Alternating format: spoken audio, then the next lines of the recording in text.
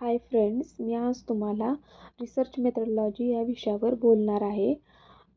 आज आपण एका चार्टच्या माध्यमातून रिसर्च मेथडॉलॉजी या विषयावर हा विषय शिकून घेऊया. तर रिसर्च म्हणजे काय? रिसर्चसाठी सर्वात महत्त्वाची गोष्ट असते ती म्हणजे डाटा आणि डाटा म्हणजे रिसर्चच्या दरम्यान कलेक्ट केली जाणारी माहिती. डाटा हा दोन प्रकारचा असतो. एक तर प्रायमरी डाटा असतो आणि सेकंडरी डाटा असतो. प्रायमरी डाटा म्हणजे फर्स्ट हँड इन्फॉर्मेशन म्हणजे आपण लोकांपर्यंत जाऊन जी माहिती कलेक्ट करतो.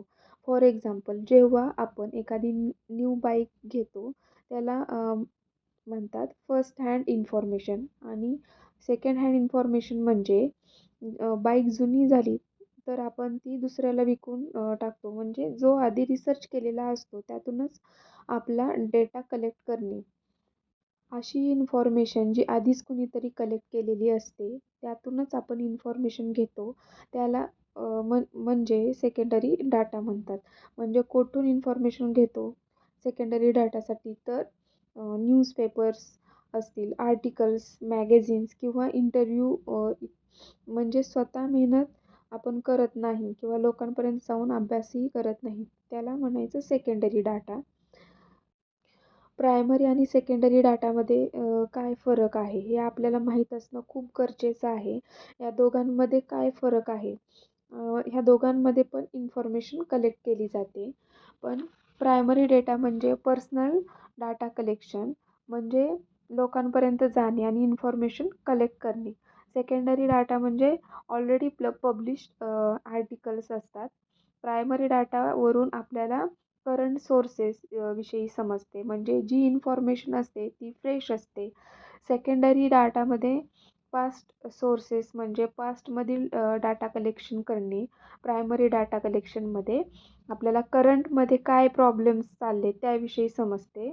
प्रायमरी डाटा कलेक्शन म्हणजे लाँग प्रोसेस आहे आणि सेकंडरी डाटा कलेक्शन ही क्विक प्रोसेस आहे आणि ती इझी पण आहे ॲज कम्पेअर टू प्रायमरी.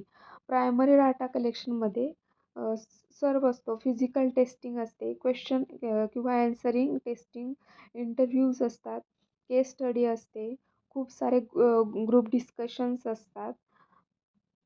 पण सेकंडरी डाटा कलेक्शनमध्ये वेबसाईट्स, आर्टिकल्स, बुक, गव्हर्मेंट पब्लिकेशनमधून तुम्ही माहिती घेऊ शकता.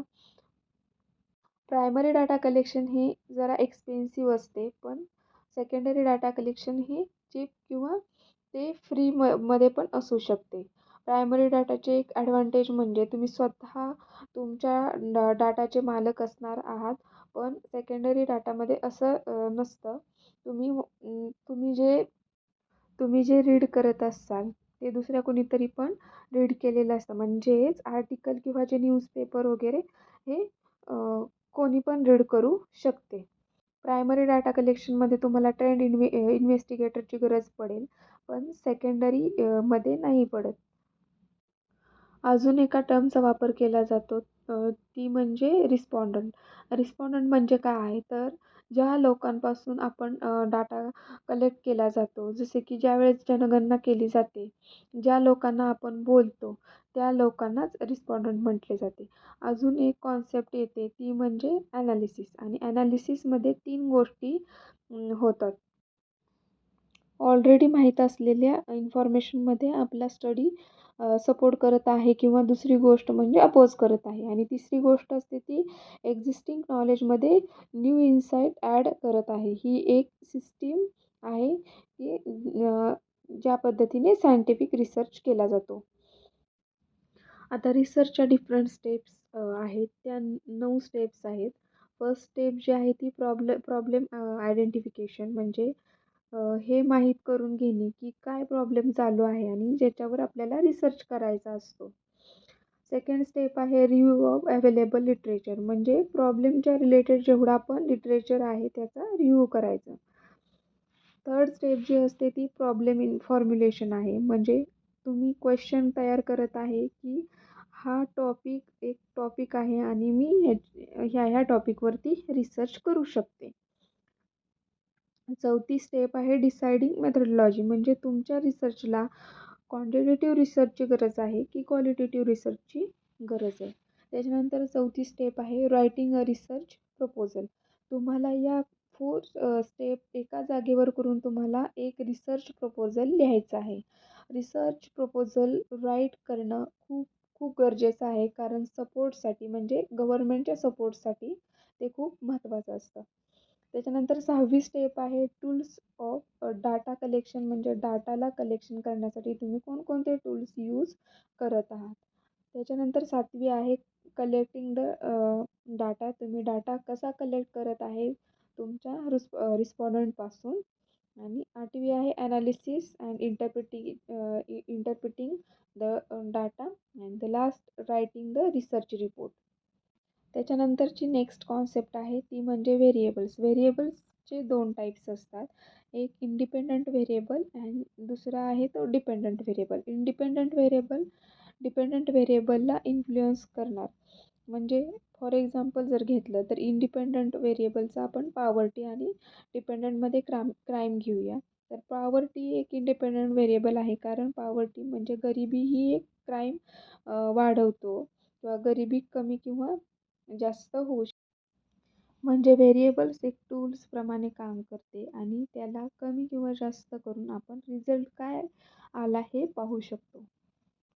नेक्स्ट आहे सॅम्पलिंग. सॅम्पलिंग पण रिसर्चची एक खूप खूप महत्त्वाची स्टेप आहे. जर तुम्ही रिसर्च मेथडॉलॉजी हा विषय शिकत असाल तर सॅम्पलिंग ही कॉन्सेप्ट माहीत असणं खूप गरजेचं आहे, कारण तुम्ही रिसर्च करत असताना सर्वांचा डाटा कलेक्ट करण्याची गरज नाही. त्याच्यासाठी आपण सॅम्पलिंग करतो आणि सॅम्पलिंग एक टूल्ससारखं काम करते. म्हणजे काही लोकांना सिलेक्ट करायचं आणि त्यांच्यापासून मिळालेल्या रिझल्टला चॅनलाइज करायचं. म्हणजे काय करायचं, फॉर एक्झाम्पल स्कूलमधील विद्यार्थ्यांना जेव्हा आपण क्वेश्चन विचारतो, म्हणजे एका क्लासमध्ये सर्व विद्यार्थ्यांना क्वेश्चन विचारण्यापेक्षा एक 4-5 विद्यार्थी क्वेश्चन विचारून त्यांच्या ॲन्सरवरून आपण असं गृहीत धरू शकतो की सर्व विद्यार्थ्यांना हेच ॲन्सर बोलायचं असेल म्हणून. सॅम्पलिंगचे परत 2 टाईप्स आहेत. एक तर प्रोबॅबिलिटी सॅम्पलिंग आणि दुसरा आहे तो नॉन प्रोबॅबिलिटी सॅम्पलिंग. प्रोबॅबिलिटी सॅम्पलिंगच नाव का दिलेलं आहे कारण त्याच्यात लोकांना रँडमली सिलेक्ट केले जाते आणि त्यामध्ये सिलेक्शनचा चान्स किंवा प्रोबॅबिलिटी असते, म्हणून त्याला प्रोबॅबिलिटी सॅम्पलिंग म्हणतात. प्रोबॅबिलिटी सॅम्पलिंग ही जरा जास्त कॉम्प्लेक्स असते, जास्त टाईम कन्झ्युमिंग आहे आणि कॉस्टली पण आहे.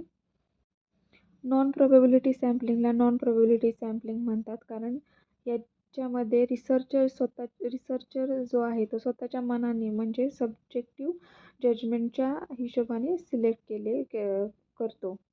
ही प्रोबॅबिलिटी सॅम्पलिंगसारखी कॉम्प्लेक्स नाही, पण ह्यात रिसर्चर जो आहे तो एक्सपर्टीज असणं खूप गरजेचं आहे.